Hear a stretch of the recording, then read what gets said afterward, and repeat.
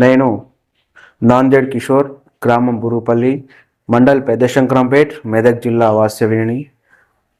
అయితే నాపై ముద్రాజ్ కులానికి చెందిన వ్యక్తి బేతయ్య అనే వ్యక్తి దాడి చేయడం జరిగింది. కులం పేరుతో దూషిస్తూ భౌతికంగా దాడి చేయడం జరిగింది.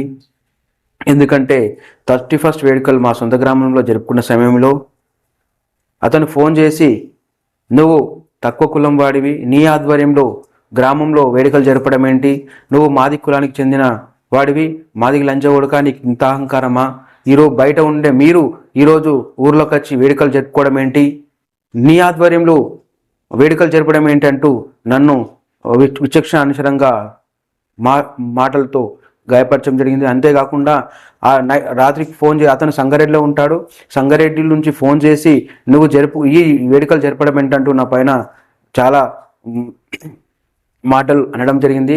అంతేకాకుండా అతను నా పైన 1వ తారీఖు 1/2026 పొద్దున ఉదయం 9 గంటలకు గ్రామ పంచాయతీ సమీపంలో నన్ను నా పైన వెనుక నుండి వచ్చి దాడి చేయడం జరిగింది. అంతేకాకుండా చెప్పుతో కొడుతూ నన్ను విచక్షణ అనుసారంగా కులం పేరుతో దూషిస్తూ, నా కుటుంబ సభ్యులను దూషిస్తూ, నా అమ్మనాలను దూషిస్తూ చాలా తీవ్రమైన దుర్భాషలాడుతూ నా పైన వ్యక్తిగతంగా దాడి చేయడం జరిగింది. నన్ను చంపేస్తానంటూ బెదిరించడం జరిగింది. అంతేకాకుండా చాలా గాయపరచడం జరిగింది. ఏంటంటే ఈరోజు 2026 సంవత్సరంలో అడుగుపెట్టిన మనకు దళితులపైన ఇంకా దాడులు జరుగుతూనే ఉన్నాయి. దయచేసి అందరు కాకుండా కొందరు అక్కడక్కడ మిగిలిపోయినారు, వాళ్ళకు కూడా మనం బుద్ధి చెప్పాలి.